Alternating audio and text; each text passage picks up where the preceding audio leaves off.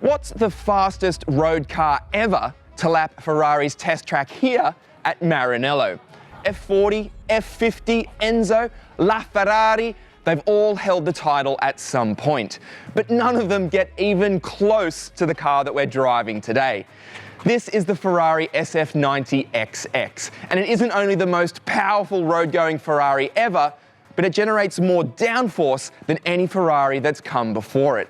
And it has absolutely just smashed the lap record here at Fiorano by almost 2 seconds.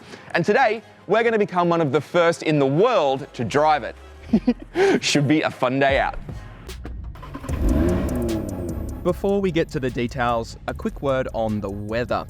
It was wet when we arrived at Fiorano, but shortly before I was due to climb in the car, it properly chucked it down. Just what you want in a car with 1,030 horsepower. To help, Ferrari changed out the standard Michelin Cup 2 tyres in favour of some Bridgestone run flats to better disperse the water. Okay, Ferrari SF90 XX at Fiorano. This car is so complex. I'll talk you through the full details a little later in the video, but for now, let's go the headlines. Holy dooly. This car is based on the regular SF90. That means we have a turbocharged 4-litre V8 and 3 electric motors. We're also all-wheel drive, which I'm grateful for today because it is wet. Oh, this thing shifts. We have more than 1,000 horsepower, 1,030 horsepower at our disposal, and there is so much speed on offer. Oh, this track is amazing. Over the bridge at Fiorano. Oh, wow.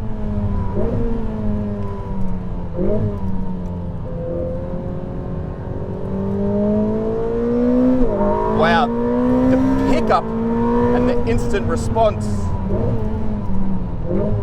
This powertrain is potent.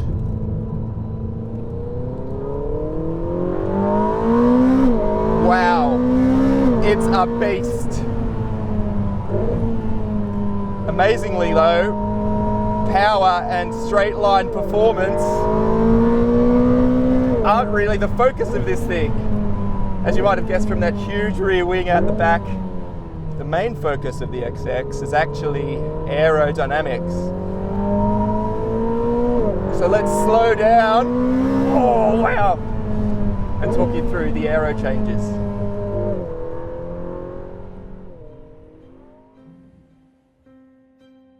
Until now, if you had $1 squillion and you wanted Ferrari to make you something truly special, you had 2 options.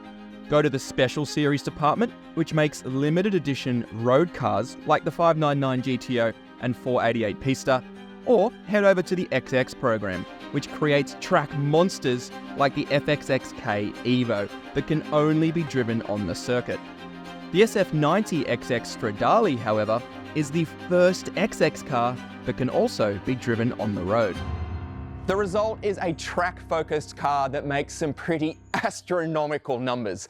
So the XX is based on the regular SF90, but power has leapt to 1,030 horsepower, thanks to some pretty heavy modifications to the turbocharged 4-litre V8 and also to the cooling for the 3 electric motors. Weight has also been cut, not by a huge amount, by around 10 kilograms, but the braking system, the carbon brakes are larger, and they also feature new software called ABS Evo, which allows you to brake later and also carry more brake pressure to the apex. Can't wait to give that a crack.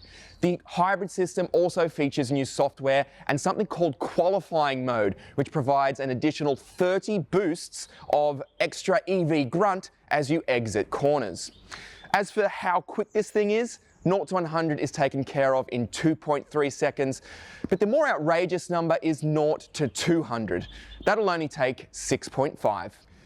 Top speed is 320 k's an hour. It's a little bit wet today, so I don't think I'll be getting close to that. But the biggest number that dwarfs everything with this car is the price. It's a limited edition, so Ferrari is going to be making 799 versions of the Coupe and 599 versions of the Spider, and they're going to cost you 1.5 million Aussie for the Coupe and 1.7 for the convertible, and naturally, they're all sold. The biggest objective, as you can probably tell from the heavily revised bodywork and that huge rear wing, was to create downforce. Up front, you'll find a larger front splitter, nostril-like S-ducts in the nose, and underneath, the floor of the car has been completely redesigned, as has the position of the radiators.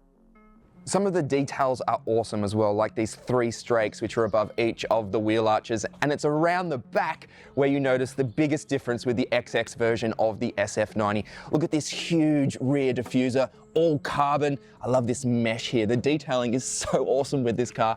But check out this huge rear wing. It's the first Ferrari road car to have a fixed rear wing since the F50, and the wing itself makes an extra 350 kilograms of downforce at 250 k's an hour, and the whole car at 250 k's an hour is making 530 kilograms of downforce. There's also a bit of active aero going on. There's a low downforce setting and a high downforce setting for this little section of bodywork. I think it's an awesome machine. Let's go and drive it. The cabin has been treated to some changes too, and it feels sparse and race car-like, but also expensive, thanks to all of that exposed carbon and the milled aluminium. The seating position is bang on, and the seats themselves deserve a special mention. They're the lightest seats Ferrari has ever made, and while they look like fixed back carbon buckets, they have elastic inners that allows you to adjust the backrest angle.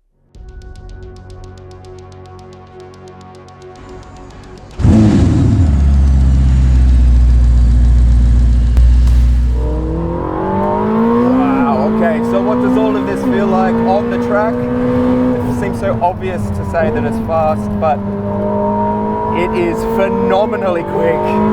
This circuit is also amazing, the history here. This is an experience, folks. If you are lucky enough to buy one of these cars, you are going to have the best time ever. Okay, I need to calm down and just focus on what we're experiencing here. Oh, wow. Okay, the steering. It's predictably fast, Ferrari fast, but it's not neurotic or the drive out of traction zones is amazing. Through here, this section, the way it changes direction there. We're not on the Cup 2 tyre because it's been wet today, we're on the Bridgestone. But there is a good amount of grip this corner coming onto the bridge. Oh, wow! When you get the car straight and the full 1030 horsepower hits, there, oh! Yeah, it's a fast machine. It is.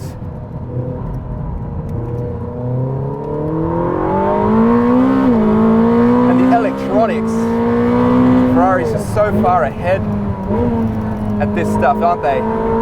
They're so seamless. In the track session earlier when it was wet, we were in wet mode, we're in sport now, and the way that it bled in the throttle for you as you exited corners, even with 1030 horsepower, it's a machine. Wow.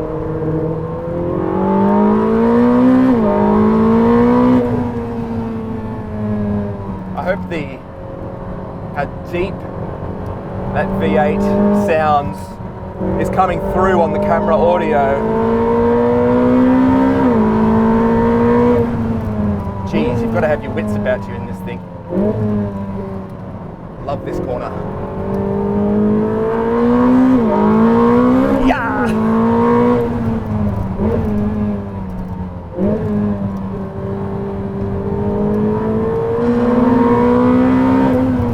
Okay, the brakes. Let's talk about the brakes because they are one of my favorite things. You can carry so much brake pressure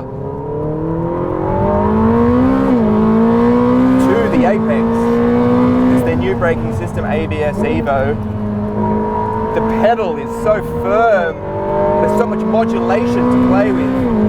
There's a surprising amount of pitch to the nose under braking.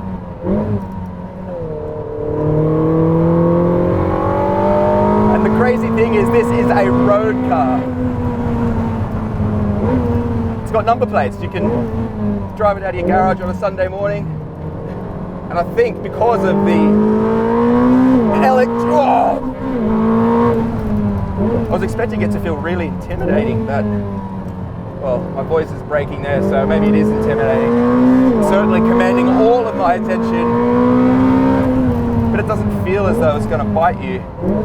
I think a lot of that is the electronics. They are so clever. They really flatter you. I think if I was on my own, I'd be off into the scenery. What a thing. Ferrari at Fiorano, 1,000 horsepower. The sun is starting to come out. Days don't get much better. So how do you sum up the SF90 XX? As a track car, it is a monster. And on a dry track with sticky Cup 2R rubber, it'd be phenomenal to hustle and to feel the aero at work. We didn't get a chance to drive it on the road, so I can't comment on its ability away from the circuit, but there are adaptive dampers and a button for Ferrari's ultra clever bumpy road mode, so you can assume it's not going to rattle your fillings loose. It's easy to be cynical about ultra expensive track cars like this, especially one that is twice as expensive as a regular SF90. Yet I left Fiorano feeling elated. Even on a wet track, the SF90 XX was exhilarating and enjoyable. And if you ask me, that's what the thrill of driving is all about.